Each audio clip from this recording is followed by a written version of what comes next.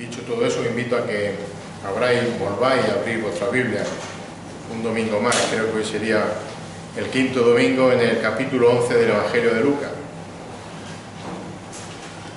Lucas capítulo 11.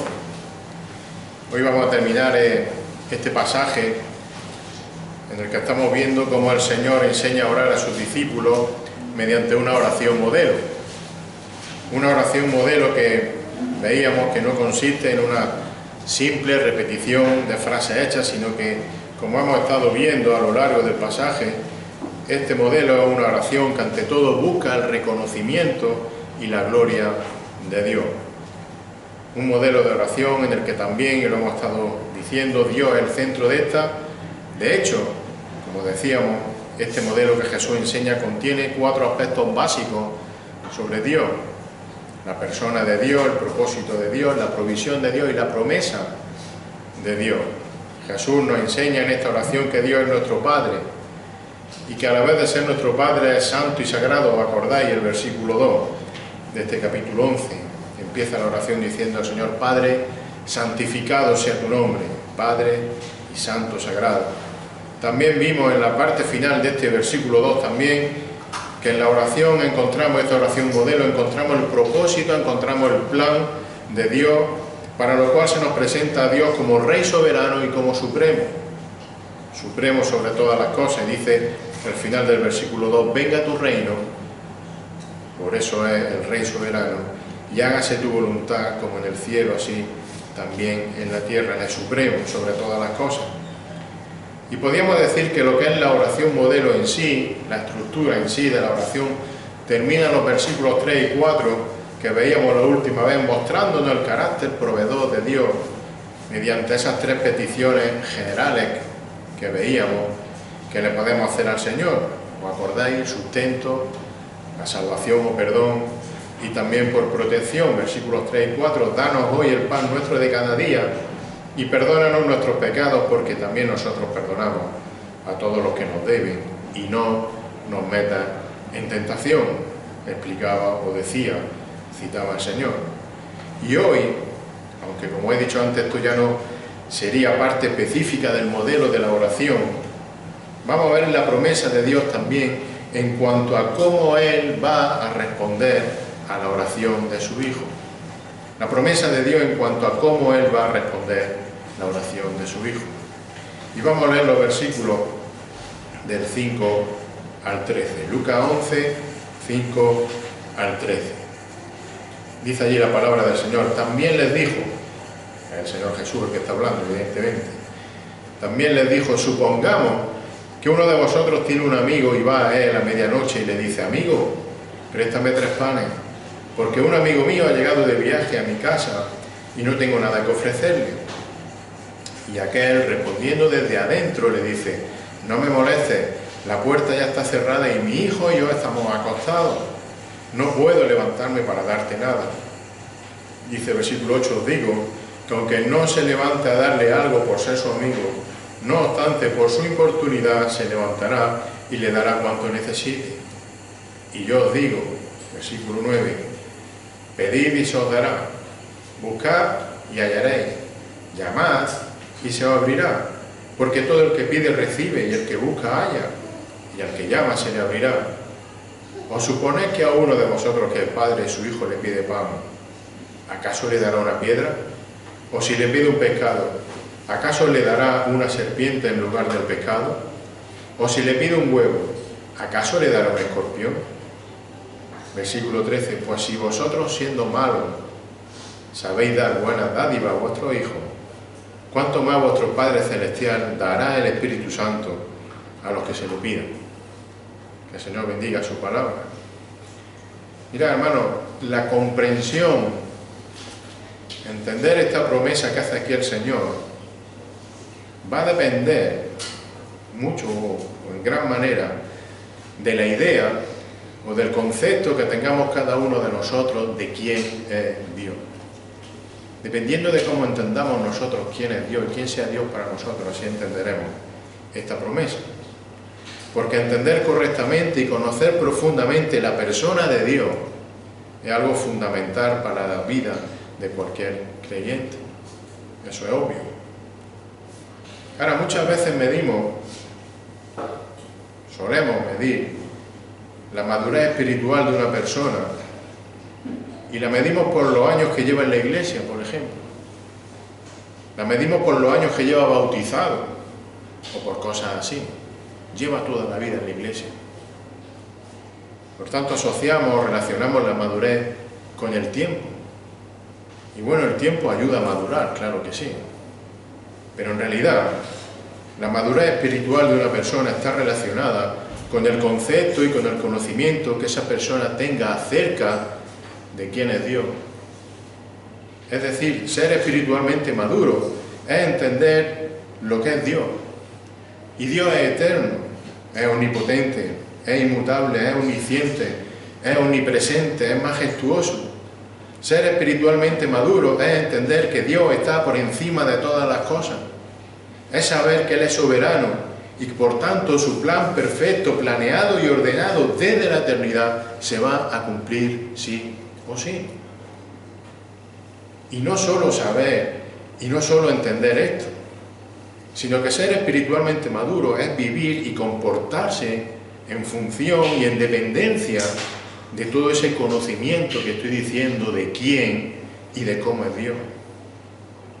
Mirad, así vivieron personas que encontramos en la Biblia como ejemplos de hombres sabios y maduros que dependían de esa soberanía de Dios, de esa voluntad de Dios. ¿Os acordáis de Job? Job reconoció a Dios, le reconoció al mismo Dios. En Job 42:2 le dice Job al Señor: yo sé que tú puedes hacer todas las cosas. Y sigue diciendo, y que ningún propósito tuyo puede ser estorbado. El rey Salomón, para muchas personas el hombre más sabio. Proverbio 19:21 dice allí Salomón: muchos son los planes en el corazón del hombre. El hombre planea, mas el consejo del Señor permanecerá. Lo que Dios tiene pensado está por encima de lo que dice el hombre, dice Salomón. Pero es que el mismo Dios dice en Isaías 46:9-11, fijaros lo que dice el Señor sobre sí mismo: acordaos de las cosas anteriores ya pasadas, porque yo soy Dios y no hay otro. Yo soy Dios y no hay ninguno como yo. Y fijaros lo que dice Dios, lo que dice el que no hay ninguno como Él. Versículo 10 de Isaías 46. Yo declaro el fin desde el principio y desde la antigüedad lo que no ha sido hecho. Y lo explica: yo digo, mi propósito será establecido y todo lo que quiero realizaré. Versículo 11, yo llamo del oriente un ave de rapiña y de tierra lejana al hombre de mi propósito. En verdad he hablado, dice el Señor, ciertamente haré que suceda. Lo he planeado, así lo haré. Y eso es lo que dice Dios, y lo dice de sí mismo. Por eso el apóstol Pablo puede afirmar a los Efesios, en la carta a los Efesios, en el capítulo 1, versículo 11, les dice que en Él, en el Señor, también hemos obtenido herencia, habiendo sido predestinados según el propósito de aquel, fijaros, que obra todas las cosas conforme al consejo de su voluntad. Que hace todas las cosas conforme a su voluntad. Hermanos, ese es Dios. Y ese es el Dios que tenemos que conocer. Y si lo conocemos, tenemos que vivir en función de esto.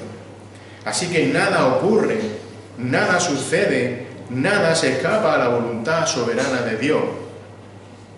¿Cuánto? Nada.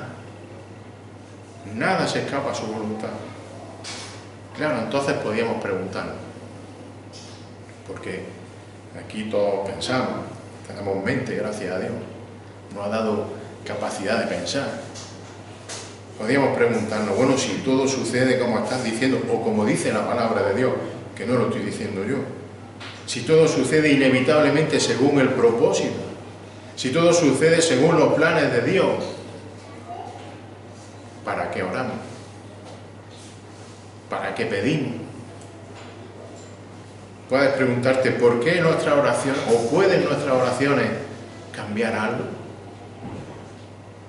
Dios es omnisciente, Dios lo sabe todo. Hay algunos que dicen, bueno, yo es que oro para que el Señor sepa la situación por la que estoy pasando, ¿no? Dios es omnisciente.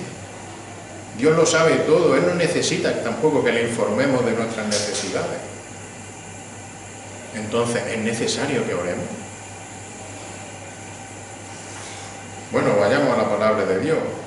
Y allí vemos lo que hacía el mismo Señor Jesús, el Dios encarnado. ¿Qué hacía Él todos los días? Oraba. Y oraba al Padre y oraba de forma continua. Él se apartaba expresamente para orar, lo leemos en los Evangelios. Por ejemplo, oró antes de elegir a los apóstoles, decisiones importantes. Él oró en Getsemaní: Señor, si es tu voluntad, pase de mí esta copa, pero no se haga lo que yo digo, sino tu voluntad, ¿os acordáis? Oró delante de la tumba de Lázaro. Es más, oró intercediendo por todos los que tienen que ser salvos como nosotros. En Juan 17:1 leemos que estas cosas habló Jesús, y alzando los ojos al cielo, orando, dijo: Padre, la hora ha llegado, glorifica a tu Hijo para que el Hijo te glorifique a ti. Y seguidamente en el versículo 9, siguiendo con esa oración, dice: yo ruego por ellos, por vosotros. No ruego por el mundo, sino por los que me has dado, porque son tuyos. Entonces el Señor Jesús no solo oraba, sino que Jesús, como estamos viendo en nuestro pasaje, dejó y enseñó modelos de oración para los creyentes. Lucas 11, Mateo 6, en el Sermón del Monte, versículos 9 al 13. Jesús oraba, Jesús enseña a orar. Pero es que Jesús incluso ordena que se ore. Lucas capítulo 18, versículo 1, le refería a Jesús una parábola. ¿Para qué? Dice el pasaje: para enseñarles que ellos debían orar en todo tiempo y no desfallecer. Jesús oraba, enseña a orar, ordena que se ore. Hermanos, los propósitos soberanos de Dios no invalidan las oraciones de su Hijo. Porque a lo largo de la Biblia encontramos muchas ocasiones en las que vemos peticiones para que Dios oiga e incluso responda a las oraciones. Luego no es una contradicción. Y hay un ejemplo precioso: el profeta Nehemías. El profeta Nehemías afirma primero, al principio de su libro, que Dios es soberano. Después de reconocer a Dios como soberano, como el dueño de todo, como Él está en control de todas las cosas, le suplica por aquel pueblo que estaba sufriendo en el exilio, el pueblo de Israel. Mirad Nehemías capítulo 1, versículos 5 y 6. Dice allí Nehemías: y te dije, Nehemías, y esa es su oración: te ruego, oh Señor, Dios del cielo, el grande y temible Dios, el que guarda el pacto. Reconoce quién es Dios, el poder, la soberanía de Dios, que guarda el pacto y la misericordia para con aquellos que le aman y guarda sus mandamientos. Y fijaros lo que le ruega. Empieza el versículo 5: te ruego, Señor. ¿Qué le ruega? Versículo 6: que estén atentos tus oídos y abiertos tus ojos para oír la oración de tu siervo, que yo hago ahora delante de ti día y noche, por los hijos de Israel tus siervos, confesando los pecados que los hijos de Israel hemos cometido contra ti, si yo y la casa de mi padre hemos pecado. Y además del ejemplo de Nehemías, tenemos muchos ejemplos en los Salmos, en los que encontramos también la súplica de que las oraciones sean escuchadas y sean respondidas. A modo de ejemplo, solo 3, Salmo 17:1. Oye, oh Señor, una causa justa, atiende a mi clamor, presta oído a mi oración, que no es de labio engañoso. Salmo 27:7, dice allí el salmista: escucha, oh Señor, mi voz cuando clamo, ten piedad de mí y respóndeme.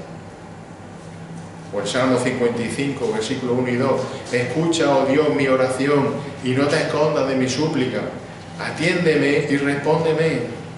Conmovido estoy en mi queja y muy conturbado. Así que volviendo a la pregunta de antes, si decimos que Dios tiene un plan soberano que no cambia, que ya está decidido desde la eternidad, y es así, ¿por qué oramos? ¿Por qué el Señor nos enseña a orar y a pedir? ¿Por qué el Señor ordena que oremos? Orad sin cesar, dice la palabra. Mirad la respuesta. La respuesta está en que Dios no solo planea y ordena lo que va a pasar y ocurrir, sino que también ordena y planea la forma y los medios para que sus propósitos se cumplan. Como hemos leído antes en Isaías, yo decido las cosas y decido cómo se hacen las cosas, dice el Señor. Un ejemplo de esto que acabo de decir, que nos puede ayudar a entender esto, y es un ejemplo precioso que está en la palabra, porque qué mejor que explicar la palabra con la misma palabra. El Señor predijo, Dios planeó que el Mesías tenía que nacer en Belén, ¿a que sí? ¿Os acordáis? Miqueas capítulo 5, versículo 2. Pero tú, Belén Efrata, aunque eres pequeña entre las familias de Judá, de ti me saldrá el que ha de ser gobernante en Israel. Lo leemos todas las Navidades. Precioso. Así que el plan de Dios era que Jesús naciera en Belén. Ese era su propósito. Ahora, sin embargo, ese Mesías iba a nacer de José y de María. O de María más concretamente, pero pasando por José. Y José y María vivían ¿en dónde? En Nazaret. A bastantes días andando de Belén. En aquel tiempo era complicado. ¿Y qué hizo Dios? Él tenía un propósito, pero también puso los medios para que su propósito se cumpliese. Y él utiliza a un emperador pagano, Augusto César, para que, fijaros, dictase un decreto que es el medio que utilizó el Señor para que se cumpliese el plan que él tenía establecido desde la eternidad. Y con esto en mente, leo capítulo 2 de Lucas, versículos del 1 al 4. Y es estremecedor cómo Dios maneja, como si fuese con una aguja y un hilo fino, todo lo que ocurre en este mundo para que su plan se cumpla. Fijaros, y aconteció, Lucas 2, 1 al 4. Porque muchas veces leemos esto del edicto y leemos que, como cualquier cosa. Pero es Dios tejiendo la historia con una aguja y con un hilo para que ocurra lo que tiene que ocurrir, para que su plan perfecto se produzca. Aconteció en aquellos días que salió un edicto de César Augusto para que se hiciera un censo de todo el mundo habitado, todo el mundo habitado. Y este fue el primer censo que se levantó cuando Cirenio era gobernador de Siria. Y todos se dirigían a inscribirse en el censo, fijaros, cada uno a su ciudad. Y también José subió de Galilea, de la ciudad de Nazaret a Judea, a la ciudad de David que se llama Belén, por ser él de la casa y de la familia de David, para inscribirse junto con María, desposada con él, la cual estaba encinta. Y estando allí, cumpliendo con ese decreto, con esa ley de ese edicto, entonces estando allí, versículo 6, sucedió que mientras estaban ellos allí, se cumplieron los días de su alumbramiento, y entonces se cumple la promesa, lo que Dios había establecido, y dio a luz a su Hijo primogénito. Claro, siempre nos quedamos, qué bonito, lo envolvió en pañales y le acostó en un pesebre porque no había lugar para ellos en el mesón. Lo precioso de este texto es que Dios movió un edicto en un emperador pagano para que, como estaba escrito, como Dios había determinado, Cristo el Salvador naciese en Belén. ¿Casualidad? La voluntad de Dios. Así que el medio que Dios utilizó para que su plan de que Jesús naciera en Belén fue ese edicto de Augusto César, un edicto por el cual todo el mundo tenía que ser censado. Ahora, lo maravilloso, esto es precioso, ¿verdad? Pero lo maravilloso para nosotros es que nuestras oraciones son también parte de esa forma y de esos medios que Dios utiliza para que se cumpla su soberana voluntad. Yo quiero que oréis, está diciendo el Señor. Quiero que oréis para que se cumpla mi voluntad. Quiero que oréis mi voluntad, está diciendo el Señor. Por eso el escritor Santiago dice en su carta, en el capítulo 5 y 16, por tanto confesaos vuestros pecados unos a otros, orad unos por otros para que seáis sanados. Y termina el versículo diciendo, la oración eficaz del justo puede lograr mucho. Puede lograr que se haga la voluntad de Dios. Hermanos, tenemos el privilegio de orar a nuestro Dios para que se cumpla su voluntad. Por tanto, una vez que el Señor ha enseñado su oración modelo, ahora, con esto en mente, anima a los discípulos a orar con confianza. Y lo hace por medio de una promesa que le hace.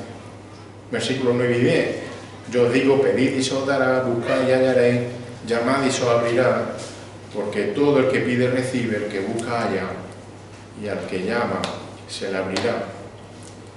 Vamos a ver estos versículos. Vamos a dividir nuestro pasaje de hoy, los versículos del 5 al 13, en tres partes, en esta promesa. Primero vamos a ver la ilustración de la promesa, los versículos 5 al 8. Veremos la promesa en sí que hemos leído ahora mismo, versículos 9 al 10. Y luego veremos la explicación que el Señor mismo da de esta promesa, versículos 11 al 13. Así que dicen los versículos del 5 al 8, los leo otra vez. Allí el Señor ilustra la promesa que luego hace. También les dijo el Señor, supongamos que uno de vosotros tiene un amigo y va a él a medianoche y le dice, amigo, préstame 3 panes, porque un amigo mío ha llegado de viaje a mi casa y no tengo nada que ofrecerle. Y aquel, respondiendo desde adentro, le dice, no me molestes, la puerta ya está cerrada, y mi hijo y yo estamos acostados, no puedo levantarme para darte nada. Versículo 8, y os digo, que aunque no se levanta a darle algo por ser su amigo, no obstante, por su importunidad, se levantará y le dará cuanto necesite. Después de que el Señor termina su oración modelo, enseñando cómo y lo que debemos pedir, acordado el sustento, perdón, salvación y también la protección, ahora el Señor, por medio de vemos ilustración sencilla, un caso de la vida misma, podríamos decir, está mostrando la importancia de orar y de orar con confianza y con constancia. Y el ejemplo, la historia sencilla, como digo, un amigo que se presenta, claro, se presenta a una hora inadecuada, por así decirlo, a pedir un favor. Se presenta pidiendo 3 panes. 3 panes debido a que le ha llegado una visita a su casa. Sabéis que debemos ser hospitalarios y en aquel tiempo los judíos tenían la obligación también de ser muy hospitalarios con las visitas. Pero la visita que le llega a este hombre es tarde. Es tarde y ya no puede comprar, ya parece que no puede preparar nada. Y este hombre pues va en busca de un amigo, de un vecino, a pedirle comida. ¿A quién no le ha pasado eso alguna vez, que ha tenido que ir a un vecino a pedirle algo de sal, un huevo, una patata o viceversa? Algo bastante sencillo el ejemplo. Ahora, el problema es que es tarde. Y la llamada de ese amigo, de ese vecino es inoportuna, porque probablemente ya están todos acostados, como dice el pasaje.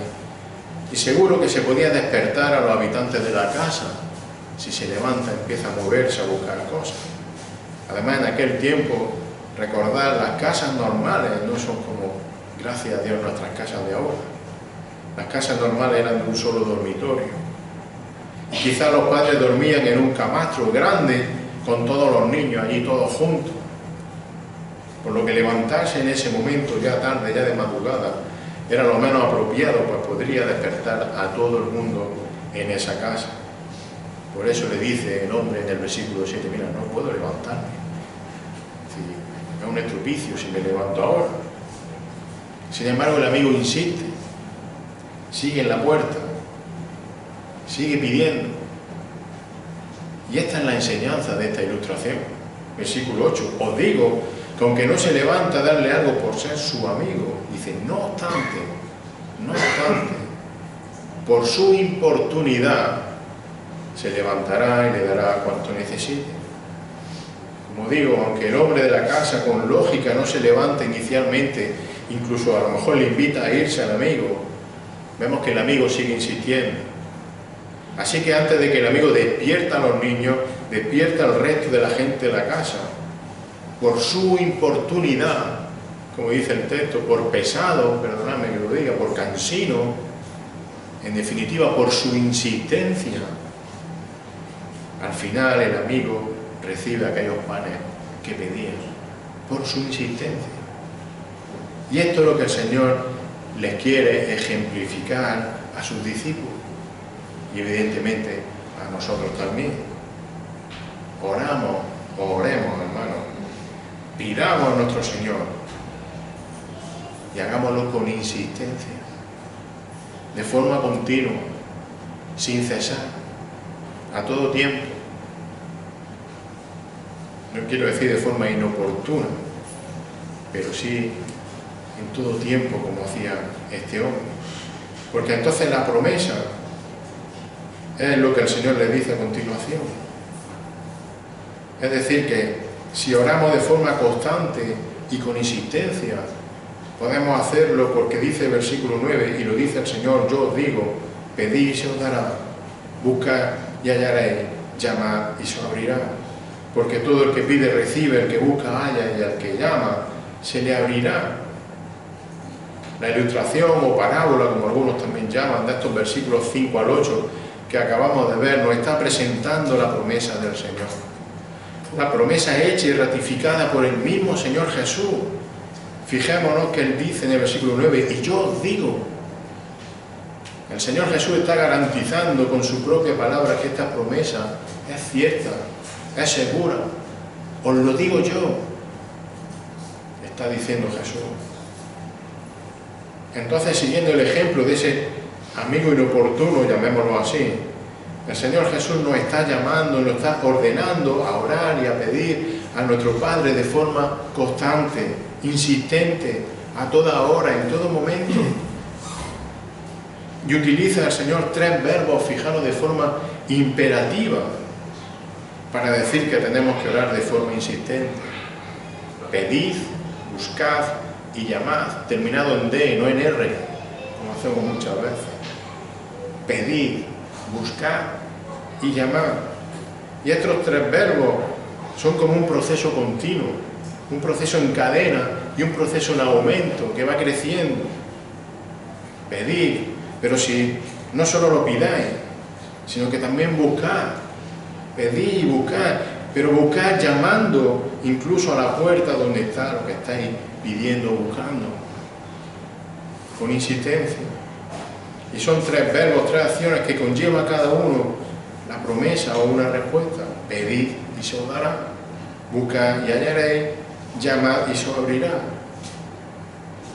Y por si no está clara la promesa, porque es sencillo de entender esto, el Señor la repite en el versículo 10. Porque todo el que pide recibe, el que busca halla, y al que llama se le abrirá. Así que esta es la promesa por la que podemos y debemos orar a nuestro Señor con toda confianza. Evidentemente ya lo vimos y lo dijimos el día anterior en los versículos 2 al 4, esta promesa aquí del Señor no es un cheque en blanco para que pidamos lo que nos apetezca caprichosamente y de forma egoísta. Recordad cómo pedía Nehemías, reconociendo su pecado, lo primero, reconociendo que quién es Dios. No pedimos de forma caprichosa, porque la promesa es que Dios nos va a dar, según su voluntad, nos va a dar el sustento necesario para honrarle y para servirle dignamente, como veíamos el día anterior. Nos va a dar salvación y perdón si vamos a Él con arrepentimiento sincero, y nos va a cuidar y proteger de ser tentados más allá de lo que podamos soportar. Esa es la promesa. Pero por si no había quedado clara esa promesa, el Señor Jesús la explica, por así decirlo, en los versículos 11 al 13. Y vuelvo a poner ejemplos de la vida cotidiana. Versículo 11 al 13. ¿Os suponéis que a uno de vosotros que es padre, su hijo le pide pan? ¿Acaso le dará una piedra? ¿O si le pide un pescado, acaso le dará una serpiente en lugar del pescado? ¿O si le pide un huevo, acaso le dará un escorpión? Y dice versículo 13. Pues si vosotros siendo malos sabéis dar buenas dádivas a vuestro hijo, ¿cuánto más? Y esta es la palabra clave. ¿Cuánto más vuestro Padre Celestial dará el Espíritu Santo a los que se lo pidan? El Señor ilustra la promesa, como hemos visto con la historia de ese amigo que pide pan de forma inoportuna. Y a continuación el Señor directamente cita la promesa, y la cita 2 veces, versículos 9 y 10. Y ahora, para terminar su enseñanza de cómo debemos de orar, el Señor explica, y el Señor ratifica la promesa por medio de una serie de preguntas, como digo, lógicas de la vida cotidiana, para que lo entendamos bien. Y el Señor ha ilustrado la promesa antes con una escena entre dos amigos. Pero fijaros ahora, como para dar más énfasis a la promesa, el ejemplo o la explicación se eleva del nivel de una relación de amistad o de vecino a un nivel más alto, más fuerte, el nivel de una relación entre padre e hijo. Y entonces el Señor lleva su explicación de la promesa al trato que un padre tiene con su hijo. Y hace tres preguntas que se contestan solas. Los versículos 11 y 12. Si un hijo le pide a un padre pan, o un pescado, o un huevo, dice el Señor, ¿le dará una piedra? ¿Le dará una serpiente? ¿Le dará un escorpión? La respuesta es obvia. El Señor nos lo dice, es tan obvia que no lo va a decir, es tan obvia que todos lo sabemos. No. ¿Qué padre va a hacer eso? Ningún padre en su sano juicio haría eso, ¿verdad? Un padre por lo general lo que hace es cuidar de su hijo, es suplir y proveer para las necesidades de su hijo. El Señor está explicando de forma sencilla que al igual que un hijo puede confiar en el cuidado de su padre biológico, por así decirlo, un creyente, nosotros, los hijos de Dios, podemos orar y podemos pedir aún con más confianza a nuestro Padre Celestial, el cual va a proveer lo necesario. Si Él cuida de los pájaros y de las flores del campo, no va a cuidar de nosotros, ¿os acordáis que lo veíamos? Y el Señor creo que podía haber terminado aquí su explicación sobre la promesa de que Dios va a contestar nuestras oraciones dándonos lo necesario. Creo que ahora mismo lo hemos entendido todo, es bastante fácil, es ejemplo de la vida cotidiana. Podía haberlo dejado ahí. Sin embargo, el Señor Jesús añade un punto más a su explicación, el versículo 13. Allí primero nos recuerda que aún siendo personas como somos, afectadas por el pecado, aún así un padre procura dar buenas cosas a su hijo, como he dicho. Entonces, teniendo esto en cuenta, el Señor Jesús hace una pregunta, digamos, no sé si retórica, pero hace esta pregunta en el versículo 13. Pues si vosotros siendo malos sabéis dar buenas dádivas a vuestro hijo, ¿cuánto más? ¿Cuánto más vuestro Padre Celestial dará el Espíritu Santo a los que se lo pidan? De nuevo el razonamiento, la explicación del Señor es clara, es contundente. Si los padres humanos que somos pecadores, que amamos de forma imperfecta, por mucho que amemos a nuestro hijo, no somos perfectos, que no siempre sabemos lo que es mejor para nuestro hijo, nos equivocamos algunas veces. Aún así, esos padres o estos padres suplimos con esfuerzo y cariño las necesidades de nuestro hijo. Dice el Señor, ¿cuánto más? ¿Cuánto más? ¿Cuánto más vuestro Padre Celestial? Y volvemos al principio de la oración, al versículo 2. ¿Cuánto más aquel que es vuestro Padre Santo? ¿Cuánto más aquel que es vuestro Padre Sagrado? ¿Cuánto más vuestro Padre que es Rey soberano y supremo? no nos va a dar a su Hijo lo necesario y lo que lo pida? ¿Cuánto más?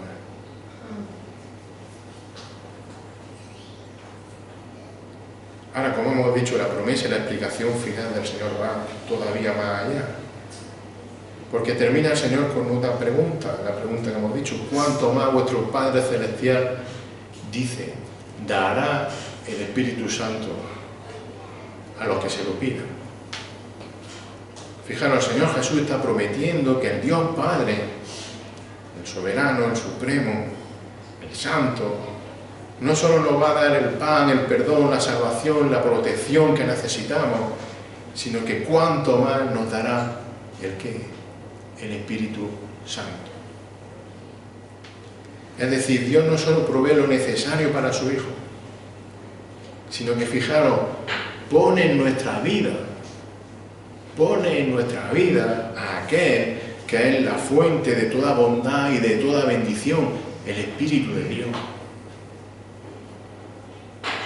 No solo lo necesario para cada día, nos pone dentro de nosotros a su propio Espíritu. Hermano, esto es inmenso. La promesa entonces es que podemos orar al Dios Padre sabiendo que si le pedimos, por ejemplo, porque cuántas veces lo necesitamos, si le pedimos consuelo, lo necesitamos, ¿a que sí?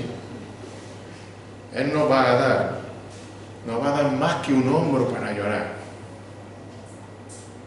¿Sabéis lo que nos da? Nos da aquel que es el perfecto, como lo llama el Señor, Consolador. Juan 14:16, yo rogaré al Padre y Él os dará otro Consolador para que esté con vosotros para siempre. No nos da solo un hombro para llorar, no, te doy al Consolador directamente, te lo doy todo.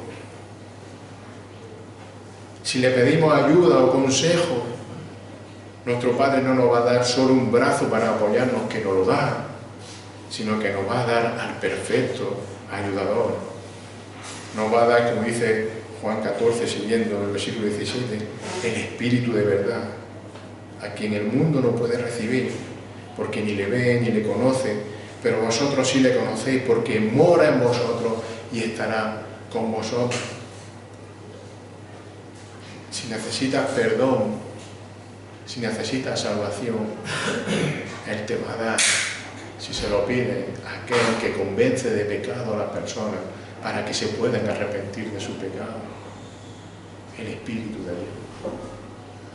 Fijaros, aquel que necesite o que le pida a Dios cuánto lo necesitamos: amor, gozo, paz, paciencia, benignidad, bondad, fe, mansedumbre, templanza.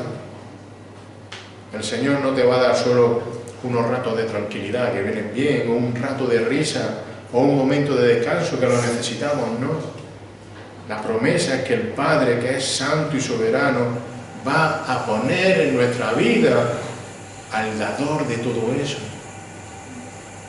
al que da, como dice Gálatas 5, 22, 23, al que el fruto suyo, el que da, es amor, gozo, paz, paciencia, benignidad, bondad, fidelidad, mansedumbre, dominio propio. El Señor está prometiendo que si pedimos y oramos correctamente, el Padre nos va a dar al Espíritu Santo. Va a poner en nuestra vida a aquel que es la causa de todo lo bueno en la vida de un creyente. No solo voy a dar el pan, no solo voy a dar salvación, no solo voy a dar protección, sino que voy a poner en nuestra vida al autor de todo eso. Hermano, es tremendo. Es tremendo.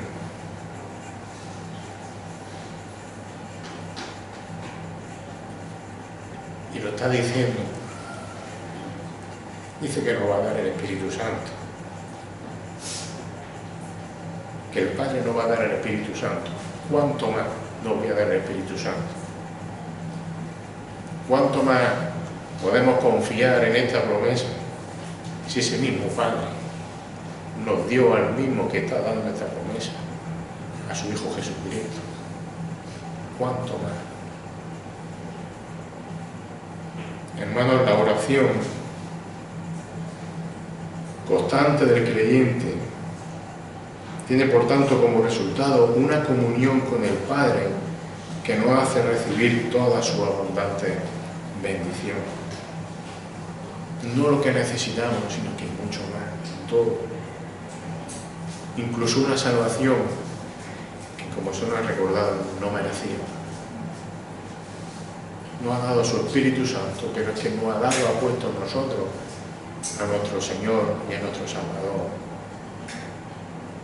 Si Dios mandó a su Hijo a morir en una cruz por nosotros, ¿cómo no nos va a dar todo lo necesario? Y podemos orar confiando en estas promesas de nuestro Padre Santo, Rey y Soberano, porque como dice Pablo en Efesios 3:20, con esto terminamos, Él es poderoso para hacer todo mucho más abundante de lo que pedimos o entendemos. Hermanos, con esa confianza podemos orar y pedir a nuestro Dios. Que Él bendiga su palabra en esta hora. Señor, te damos gracias en este día, porque tenemos el privilegio inmenso de poder orar a aquel que es el Padre Santo, perfecto, soberano, supremo, el cual nos sustenta todas las cosas de nuestra vida necesaria. Pero no solo lo necesario, como hemos visto, sino que nos da, Señor, al Creador de todas las cosas. Incluso ha dado a su Hijo para morir en la cruz por nosotros. Señor, no tenemos palabras para darte gracias. Señor, no tenemos ni siquiera capacidad para entender esto. Señor, pero ayúdanos a vivir, Señor, confiando en la certeza de tus promesas, en la certeza de tu poder y en la certeza de tu santa voluntad, la cual sabemos que es buena. Ayúdanos a orar a ti, Señor, de forma correcta, en dependencia de tu voluntad, que es buena siempre, Señor. Sabiendo que tú utilizas nuestras oraciones para que tu santa voluntad se cumpla. Gracias por ese privilegio. En el nombre de Jesús.